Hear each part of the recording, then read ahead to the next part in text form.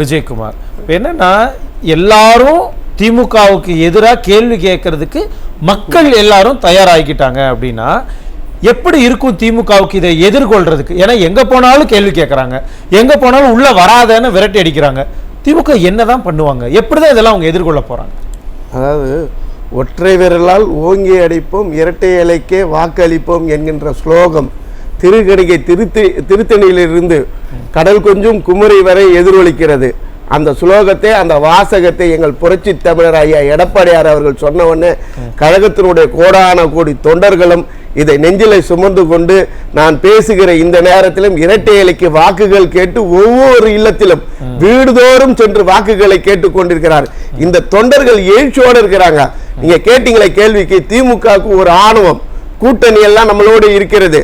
இந்த கூட்டணி பலத்தோடு நாம் வெற்றி பெற்று விடுவோம் என்கின்ற இருமாப்பு தன்மையினால அவங்க மழை வெள்ளம் பாதிக்கப்பட்ட போது அவங்களுக்கு சென்னை கோட்டை என்கின்ற சென்னையை இன்னைக்கு அவங்க கை நழுவி போய்விட்டது. என்ன காரணம்னா 3 மாதத்துக்கு முன்னாடி மழை வெள்ளத்தால் பாதிக்கப்பட்டிருக்கும் போது அந்த மக்களை ஓடோடி சென்று மக்களுக்கான உதவிகளை செய்தது அனைத்து இந்திய அண்ணா திராவிட முன்னேற்ற கழகம். எங்க பொதுச் செயலாளர் கூட போயிட்டு திருவெற்றியூர்ல இருந்து எல்லா பகுதிக்கும் போயிட்டு உதவிகளை செய்தார். அப்போது உதவி செய்ய முன் வராதவர்கள் அனைத்து இந்திய அண்ணா திமுக களத்துல நிக்குதுன்னு தெரிஞ்சதுக்கு பிறகு களத்துக்கு போனாங்க. ஒரு சிலர் போகவே இல்லை. அந்த மக்கள் கோபம், அந்த கோபம் அவங்க கிட்ட இருந்து போகவே இல்லை. இன்னைக்கு வாக்கு கேட்டு போறாங்க வேட்பாளர்கள், அவங்களை எதிர்த்து கேள்வி கேட்கிறாங்க. தென் மாவட்டம் தூத்துக்குடி ஆகட்டும் எல்லா இடத்திலுமே இந்த மழை வெள்ளத்தால் பாதிக்கப்பட்ட மக்களுக்கு இந்த திமுக விடியா திமுக அரசு எதுவுமே செய்யவில்லை. அவர்களுடைய நாடாளுமன்ற உறுப்பினர்கள், சட்டமன்ற உறுப்பினர்கள், உள்ளாட்சி பிரதிநிதிகள் யாருமே எந்த உதவியுமே செய்யல. அந்த கோபத்தினுடைய வெளிப்பாடு தான் இன்னைக்கு திமுக காரங்களை வேட்பாளர்களை விரட்டி அடிக்கிறாங்க. வெள்ளத்துல வாங்கின அடியை இப்ப திருப்பி ஆட்சியாளர்கிட்ட கொடுக்கறாங்கன்னு மக்கள் பாதிக்கப்பட்டிருக்காங்க. மக்களுக்காக தானே நீ மக்களுக்கு சொன்னல 520 தேர்தல் வாக்குறுதி கொடுத்தல, நான் 100 ரூபாய் மானியத்தை குறைப்ப சிலிண்டருக்கு சொன்னீங்கல்ல. ஆனா இன்னைக்கு நாங்கள் 600 ரூபாய் குறைப்பண்ணும் போது மக்கள் கேட்டு இருக்கிற மக்கள் அந்த இதை நினைக்க மாட்டாங்களா? நீ அன்னைக்கு சொன்னதே நீ நிறைவேற்றல, இப்ப வேற 600 ரூபாய் குறைப்ப எப்படி குறைப்ப? நீ உங்ககிட்ட அதிகாரம் இருக்கும் போதே நீ குறைக்கல, இதுல மத்திய அரசுக்கு வேற போயிட்டு நீ குறைப்ப என்ற கோபங்க. அதாவது எங்க பார்த்தாலும் பொதுச் செயலாளர் எடப்பாடியார் அவர்கள் ஒரு பகுதியில் ஒரு ஊர்ல பேசிட்டு வராருன்னா அங்க பார்த்தா ஓட்டு சதவீதம் உயர்ந்து போயிருக்கிறது. வின்ஸ்டன் சர்ச்சில் சொன்னார், ஜெர்மனியால் அழைக்கப்பட்ட போது லண்டன் மாநகரம், லண்டன் டேக் இட், லண்டன் எழுச்சி பெறும், உண்மை உழைப்பு ரத்தம் மட்டும் கொடுங்கள், இந்த லண்டனை நான் உயர்த்தி காட்டுகிறேன் என்று வின்ஸ்டன் சர்ச்சில் போல எங்களுடைய ஐயா எடப்பாடியார் விஜயகுமார் சார். இப்ப என்னன்னா கூட்டம் எந்த அளவுக்கு கூடுதோ அது எல்லாமே ஓட்டா மாறுமா அப்படிங்கிற ஒரு கேள்வி வைக்கிறாங்க. களத்துல நான் வீடு வீடா போயிட்டு வந்திருக்கேன். 2 சைக்காலஜிகளை தெரிஞ்சுங்க. ஒரு தலைவன் பேசுகின்றவர்களின் கூட்டம் கலையாமல் அதோடைய பேச்சை கேட்டுட்டு கலைஞ்சிருந்தால் அந்த இயக்கம் அந்த கட்சி வெற்றி பெறும். அந்த தலைவன் பேசிக் கொண்டிருக்கும் போது கூட்டம் கலந்து சென்று விட்டால் அந்த கட்சி வெற்றி பெறாது. அது கூலிக்கு கூட்டு வந்து நிறுத்தப்பட்ட கூட்டம். இது மக்கள் எழுச்சியாக தண்ணி எழுச்சியாக இந்த விடியா திமுக அரசுக்கும் மத்திய மாநிலத்தில் ஆளுகின்ற ஒரே கல்லுல 2 மகா, மத்திய அரசையும் வீழ்த்துகிறோம், மாநில அரசையும் வீழ்த்த வேண்டும் என்று கங்கணம் கட்டிக்கொண்டு தமிழ்நாட்டுடைய வீதிகளில் பொதுமக்கள் திமுக காரங்க இன்னொரு குற்றச்சாட்டு அதிமுக மேல வைக்கிறாங்களே, விமர்சனத்தை வைக்கிறாங்களே, பாஜகவை விமர்சிக்க மாட்டேங்கிறாங்க, பாஜகவை விமர்சிக்க மாட்டேங்கிறாங்க சொல்லிட்டு இருக்காங்க. எங்களுடைய எதிரியை தான் நாங்க எதிரியை நோக்கி நிற்போம். எங்களுக்கு எதிரி களத்துல யார் நிக்கிறா? பூத் ஏஜென்ட் கூட போடாத ஒரு கட்சி போயிட்டா எங்கள் எடப்பாடியார் போய் விமர்சனம் பண்ணுவார். நாங்க 2ஆம் கட்ட கடகோடி தொண்டர்கள் நாங்க பிஜேபி விமர்சிக்கணும். அவரு எங்களுக்கு அவர் தகுதியை எங்க தகுதியை பார்த்து எதிரிகளை பார்த்து தாங்க இது பண்ண முடியும். ஒரு மாநிலத்தை ஒரு மத்தியில ஆள்ற கட்சி அதை நீங்க ஒரு கட்சியாக பிஜேபி என்று தேசிய கட்சியாக இருக்கலாம், வட மாநிலத்தில் அவர்கள் செல்வாக்கு பெற்றவர்களாக இருக்கலாம், தமிழ்நாட்டில் அவர்களால் பூத் ஏஜென்ட் கூட போட முடியாத ஒரு சின்ன கட்சி தான் அந்த கட்சி. அந்த கட்சியால என்ன பண்ண முடியும்? அவர் போறாரு, என் மக்கள் யாத்திரையால ஓட்டு விழுந்துரும்னா அதான் இட்டடி நோக எடுத்தடி கொப்பளிக்க, முள் மீது வைத்த கால்கள் எல்லாம் கொப்பளிக்க தமிழ்நாட்டினுடைய வீதிகளில் நடந்தாங்க, நடைபயணம் மேற்கொண்டார்கள். அந்த தலைவர்கள் எல்லாம் அவமானப்படுத்துவதில்லை. இவரை போல ஒரு யாத்திரை தமிழகத்தில் கண்டதே கிடையாதுங்க. இப்படி ஒரு யாத்திரை நடந்துட்டு புளிய பார்த்து பூனை சூடு போட்ட கதையா இவர் அதிமுகவுக்கு எதிர்ப்பா? தேர்தல் ஆரம்பிக்கிற முன்னாடி தமிழ்நாட்டுடைய மக்கள் எல்லாம் இந்த ஊடகத்துல காசை கொடுத்து அவரே எழுத வைக்கிறாங்களா? அவங்க எல்லாம் சொன்னாங்க திமுகவுக்கும் பிஜேபிக்கும் தான் போட்டின்னு. இப்ப எங்க போட்டியில நீ எங்க இருக்கிற? எங்களுடைய அண்ணா திராவிட முன்னேற்ற கழகம் தொண்டை ஊன் உறக்கம் இல்லாமல் கண் துஞ்சாமல் பசியும் பட்டினியுமா கடந்தா கூட அண்ணா திராவிட முன்னேற்ற கழகம் இரட்டை இலையை வெற்றி பெற வைக்கும். கூட்டணி கட்சியான முரசு சின்னத்தை வெற்றி பெற வைக்க வேண்டும். இன்னைக்கு வீதியில நிக்கிறான, நீ நிக்கிறியா? பிஜேபி யார் நிக்கிறீங்க? நீங்க எங்களுக்கு எல்லாம் எதிரி. எங்கள் எடப்பாடியாரோட கண்ணுக்கு தெரியுது திமுக மட்டும்தாங்க. புரியுது. இப்ப என்னன்னா கூட்டணி வந்து எங்க கிட்ட தான் பலமா இருக்கு. மற்ற கூட்டணிகள் இப்ப பாஜக தலைமையில ஒரு கூட்டணி இருக்கு, அதிமுக தலைமையில ஒரு கூட்டணி, அங்கெல்லாம் வந்து கூட்டணி பலம் இல்ல. ஆனா எங்க கிட்ட தான் அதிகமான கட்சிகள் இருக்காங்க.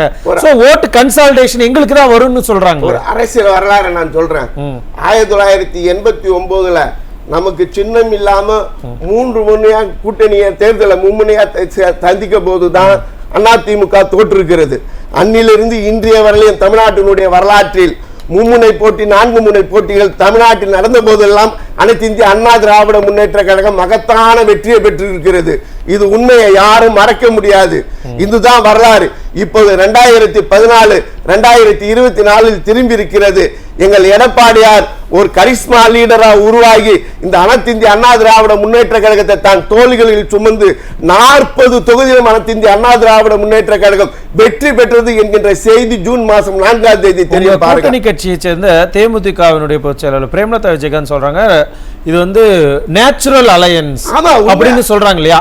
அந்த மாதிரியான ஒரு கூட்டணிக்குள்ள இணக்கம் திமுக கூட்டணிக்குள்ள இல்லையா? இல்ல, அதிமுகக்குள்ள மட்டும் ஏன் இருக்குன்னு சொல்றாங்க. நான் சொல்றேன், அம்மா சொல்லும் போது சொன்னாங்க ஜோதிமணி அழுதுறாங்க அப்படின்ட்டு, கூட்டணி கட்சியில அழுகுறாங்க. அதே மாதிரி துரை வைகோனுடைய மகன் அழுகுறாரு. ஏன் அழுகுறாரு? கூட்டணிக்குள்ளுக்கு அவங்களுக்கு ஒன்றி கிடையாது. நிறைய அவங்களுக்குள்ள மனஸ்தாபம், மனக்கசப்பு எல்லாமே இருக்கிறது. ஆனா அனைத்து இந்திய அண்ணா திராவிட முன்னேற்ற கழகத்தினுடைய கூட்டணி கட்சி தலைவர்கள் இணக்கமாக இறங்கி வேலை செய்கிறாங்க. இந்த தொண்டர்கள், நிர்வாகிகள் அனைவருக்கிட்ட ஒருமித்த கருத்து இருக்கு. ஒற்றுமையா அந்த களத்துல களமாடி போராடி வெற்றி பெற வேண்டும் என்ற ஒற்றை நோக்கம், அதுக்காக வேண்டி வேலை செய்யறாங்க. ஆனா திமுக கூட்டணி சலசலத்து போய் இருக்கிறது. அவர்கள் கூட்டணி தோல்வியை சந்திக்கலாம். அதனால அழுது பார்த்தா நீலி கண்ணீர் வடிச்சாது வெற்றியை தன் பக்கம் திரும்பி பார்க்கலாமா என்று கனவு கண்டு கொண்டிருக்கிறார்கள். அவர்களுடைய கனவில் கல் விழும். அவர்கள் தோற்பது உறுதி. எடப்பாடியாருடைய தலைமையில் அனைத்து இந்திய அண்ணா திராவிட முன்னேற்ற கழகம் மாபெரும் வெற்றியை பெறும். சரி, ஆனா அதே சமயத்துல திமுகவை தோல்வியடைய செய்யணும், பாஜகவை தோல்வி அடைய செய்யணும், அதுதான் உங்களுடைய இந்த தேர்தலுக்கான ஒரே அப்ஜெக்டிவ் அது. ஆனாலும் கூட மக்கள் எங்க போனாலும் எங்களுக்கு தான் வரவேற்பு கொடுக்கறாங்கன்னு மு.க. ஸ்டாலின் சொல்லிக்கிட்டே இருக்காரு. அப்ப அவங்களுக்கு வரவேற்பே கொடுக்கலையா? ஒண்ணும் இல்ல, நீங்க கூட்டணி நீங்க பார்த்துன்னு இருக்கீங்க. எடப்பாடியாருடைய முகத்தில் தெரிகிற அந்த மகிழ்ச்சியும், அதாவது அவங்களுடைய அதாவது மு.க. ஸ்டாலின் போகிறாரு, முத்துவேலர் கருணாநிதி ஸ்டாலின், உதயநிதி ஸ்டாலின் முகத்திலையும் பாருங்க. உதயநிதி ஸ்டாலின் எடுத்த மாதிரிலாம் அவர் ப்ராப்பர்ட்டி பேச்சாளர், ஏதாவது ஒன்றத்தை வச்சுக்கிட்டு தான் பேசுறாரு. அவருக்கு தனியா பேசுறதுக்கு தெரியாது. அதே மாதிரி ஸ்டாலின் முகத்துல பாருங்க, அவங்களுக்கெல்லாம் தோல்வி பயம் இப்பே தெரிஞ்சு போச்சு. அவங்களுடைய முகத்துல உற்சாகம் குறைஞ்சு போச்சு. அவங்களுடைய இதுல மகிழ்ச்சி இல்ல, எதுவுமே கிடையாது. எங்களுடைய பொதுச் செயலாளர் எடப்பாடியார், புரட்சி தமிழர் எடப்பாடியாரோட நாளுக்கு நாள் மகிழ்ச்சி இருந்தாது. மக்கள் வெள்ளம் திரண்டு வர தன்னிச்சையான எழுச்சியை கண்டு அவர் பாத்தீங்கன்னா கூல் மேனா எந்ததான் அப்படி இருக்கிறார். அதுதான் வெற்றிக்கான இலக்கணம், அதுதான் வெற்றி பெற வைக்க போறாங்க. கண்டிப்பாக அவங்க இதையெல்லாம் எப்படி எதிர்கொள்ள போறாங்க, திமுகவுக்கு இன்னும் என்னென்ன இக்கட்டான சூழலை நீங்க கொடுக்க போறீங்க அப்படிங்கறதுக்கான விளக்கத்தை நான் வாங்கிக்கிறேன். விஜயகுமார் சார், என்னன்னா உங்க அதிமுக தொண்டர்கள்லாம் இந்த களம் உங்களுக்கு சாதகமா இருக்க பார்த்து உற்சாகமா வேலை பார்க்கறாங்க. இப்போ கொஞ்சம் திமுக பின்தங்கி இருக்கு அப்படின்னா அவங்க தொண்டர்கள்லாம் உள்ளபடியே களத்துல அவங்க எல்லாம் ஃபெட்டப்பா இருக்கிறாங்களா, உற்சாகம் குறைவா தான் இருக்காங்களா? அதனாலதான் அவங்களால சரியா வேலை பார்க்க முடியலையா? ஆமா, அதாவது களத்துல இருக்கிற திமுக காரங்களுக்கு என்னன்னா, ஒரு நபர்னா இவரே தான் எம்பியாவை தேர்ந்தெடுக்கணுமா, வேற யாரும் இல்லையா, இவங்க போய் சம்பாதிக்கிறதுக்கு நம்ம கஷ்டப்படணுமா அப்படின்ற ஒரு இதை அவங்க நினைக்க கட்சிக்காரங்களே நினைக்க தோன்றாங்க. சார் என்ன சார், தயாநிதி மாறனை விட்டா மத்திய சென்னையில் வேற ஆள் இல்லையா? அதே மாதிரி பார்த்தீங்கன்னா ஸ்ரீபெரும்புதூர் 85 வயசு சார், நடக்க கூட முடியல சார். அவர் ஓய்வு பெற்றுட்டு வீட்டில் இருக்கிற போய் ஒரு நபரை கொண்டு வந்துட்டு டிஆர் பாலை விட்டா வேற யாரும் இல்லையா? இப்படி தமிழகத்தின் முழுவதுமே திமுக தொண்டர்களே ரொம்ப அதிருப்தியில் இருக்கிறாங்க. அவங்க விரும்பி போயிருக்கிறாங்க. அதனால உற்சாகமா நாங்க களத்துல இருக்கிறேன்.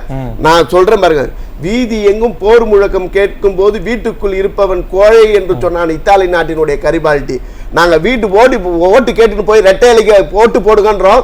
வீட்டுக்குள்ளுக்கு இருக்கிற தொண்டர்கள் கூட ஐயோ நானும் ஓடியாரன்ட்டு லுங்கி கட்டிக்கினேன் வந்து உற்சாகமா வேலை செய்யறாங்க அதிமுக தொண்டர்கள். இந்த உற்சாகத்தை தான் வெற்றி தரும்.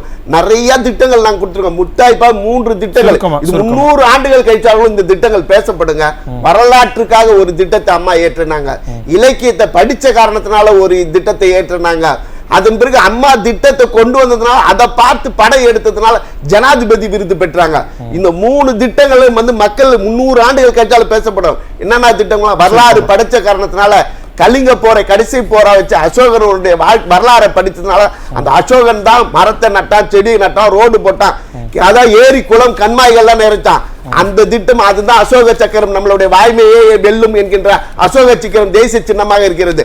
அந்த படிச்சத காரணத்தினால்தான் அம்மா வந்துட்டு மழைநீர் சேமிப்பு திட்டம் அந்த திட்டத்தை கொண்டு வந்தாங்க. இலக்கியம் படிச்சாங்க.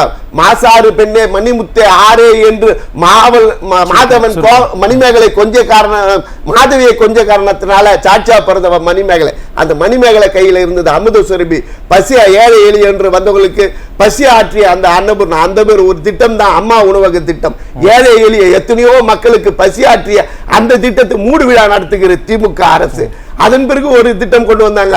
இதே பின்தங்கிய மாவட்டத்தில் பெண் குழந்தைகள் பிறந்தா அதை வந்துட்டு நம்ம படிக்க வச்சு அதுங்களுக்கு சீர்வரிசை செய்து கல்யாணம் பண்ணி கொடுக்க முடியாத ஒரு சூழ்நிலையில இருக்கும்போது பெண் குழந்தைகளுக்கு கள்ளிப்பால் கொடுத்து கொள்ளுகின்ற போது அம்மா அது உள்வாங்கி கொண்டு தொட்டில் குழந்தை திட்டம் என்று ஐநா சபையால் போற்றப்பட்ட திட்டத்தை கொண்டு வந்தாங்க. 3 திட்டத்தை நாங்கள் அண்ணா திராவிட முன்னேற்ற கழகம் நாங்கள் சொல்லி மக்களிடம் ஓட்டு கேட்கும். இதே போல ஒரு திட்டம் திமுகவால் கொண்டு வரப்பட்டு உள்ளதா சொல்லுங்க. இதுதான் மக்கள் பேசிக்கிறாங்க. ஆட்சிக்கு வந்த உடனே இத சொல்லிடுங்க. ஆட்சிக்கு வந்த உடனே ஒவ்வொரு தாய்மார்களும் தான் பிள்ளைங்க போயிட்டு வந்தா குடிச்சா போதை வாசனை கண்டுபிடிச்சிடலாம்.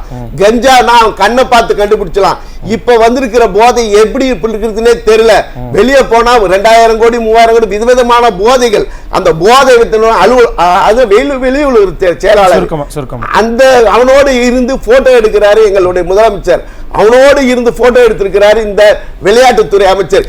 இப்படி திமுக அடி வாங்க போகுதுங்கிறீங்க. திமுகவுடைய ரவுடித்தனம், இதெல்லாம் அவர்கள் மக்களுக்கு எல்லாமே களத்தில் அது இந்த திமுக இந்த தேர்தலை சந்திக்க மக்கள் தயாரா இருக்காங்க. யாருக்கு அடி கொடுக்கணுங்கிறத தயாரா இருக்காங்க.